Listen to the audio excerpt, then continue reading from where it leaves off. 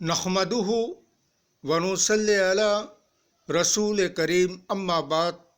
पश्चिम बंगला का पीर फुरफुरा दरबार शरीफ मुजद्दिदिया जवान फिर अबू बकर सिद्दीक रहमतुल्लाह अलैहि का संगठन ऑल इंडिया मुजद्दिदिया मिशन सर्वधर्मों सम्मेलन कमेटी के सदस्यों हैं हम मोहम्मद आसिफ। इसके अलावा सर्वो भारतीय जातीय कांग्रेस का भी सदस्यों हैं हम। हिंदू मुस्लिम सिख ईसाई जैन क्रिश्चियन आदिवासी दलित हम सब है भाई भाई। मजहब नहीं सिखाता आपस में बैर रखना। हिंद है हम, ये वतन है हमारा।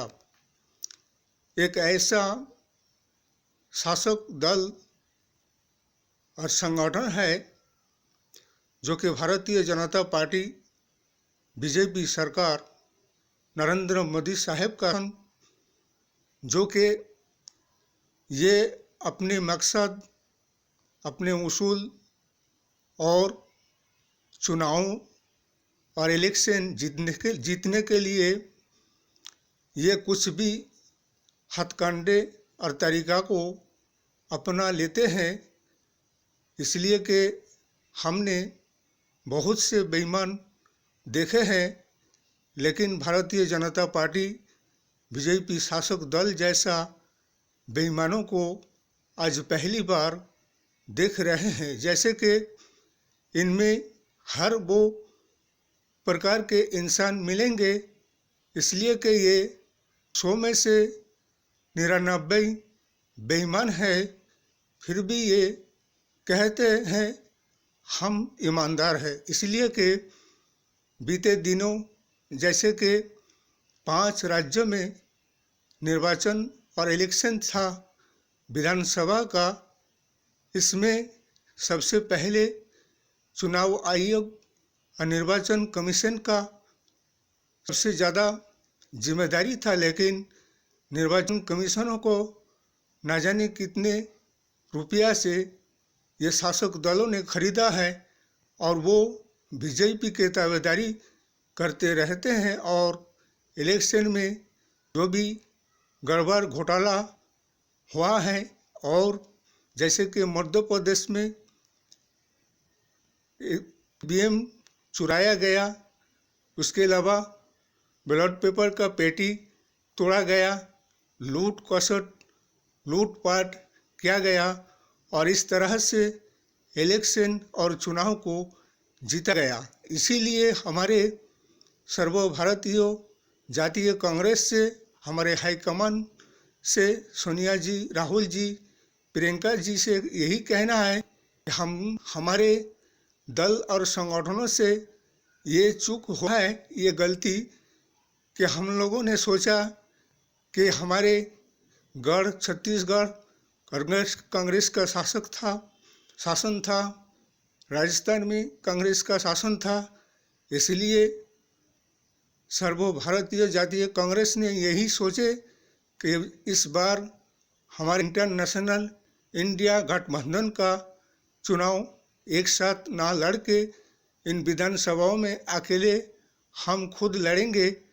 उसका खामियाजा ये हुआ कि अगर इंटरनेशनल इंडिया 26 दल संगठन गठबंधन सभी कोई मिल के अगर ये इलेक्शन लड़ते तो ऐसा मौका शायद नहीं आता जो कि आज छत्तीसगढ़, राजस्थान और मध्य प्रदेश में देखना पड़ा। इसीलिए कि चुनाव आयोग ईमानदारी से काम नहीं किया। इसलिए हमारे सारे सर्वभारतीय जातीय कांग्रेस के संगठनों को चाहिए निर्वाचन आयोग के खिलाफ हाई कोर्ट और सुप्रीम कोर्ट में मामला दर्ज किया जाए कि इन्होंने निष्पक्ष तरीका से इलेक्शन और निर्वाचन नहीं किया और बीजेपी का पक्ष लेकर काम किया। इसीलिए ये लोकतंत्र का हत्या है। और 2014 में जब निर्वाचन इलेक्शन हुआ था, 35 लाख ईवीएम विदेशों से लाया गया था, जिसमें से 19 लाख ईवीएम गायब है और 19 लाख ईवीएम का कोई आता और पता आज तक नहीं मिलता है या ना मिला है।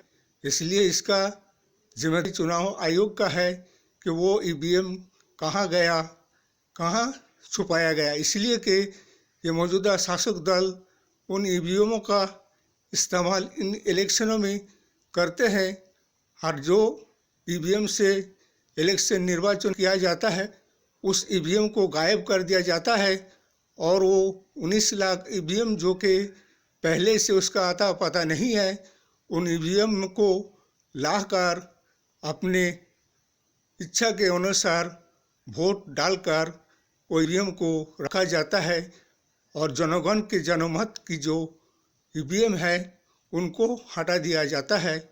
इसीलिए अब के 2024 में हमारे इंटरनेशनल इंडिया 26 दल संगठनों का यही सिद्धांत है। जिंदगी में हार जीत तो होता ही रहता है, लेकिन आने वाले दिन समय के लिए 2024 के लिए अब सिद्धांत तो लेना होगा और सारे हमारे 26 दल संगठन इंटरनेशनल इंडिया को अब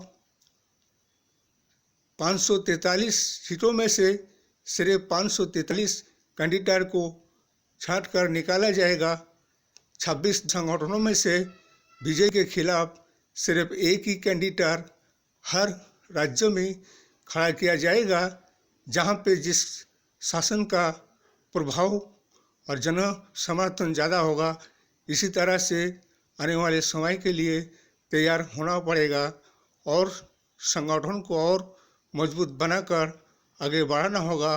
और ये राजस्थान और छत्तीसगढ़ और मध्य प्रदेश के जनगणों का बदनसीबी है, जो कि 2024-14 से लेकर अब तक 2023 तक के समय में जो देश और राष्ट्र की विकास करके नहीं दिखा सका, देश का राष्ट्र के विकास का नैया को डुबा दिए और उन्हीं को वोट देकर जयी बनाया। इसलिए अपने ही बर्बादी को इन्होंने दावत दिया और भी बर्बाद होने के लिए। इसलिए इस वीडियो को ज़्यादा से ज़्यादा लाइक दीजिएगा, शेयर कीजिएगा, सब्सक्राइब कीजिएगा। जय हिंद, जय भारत, मोहम्मद।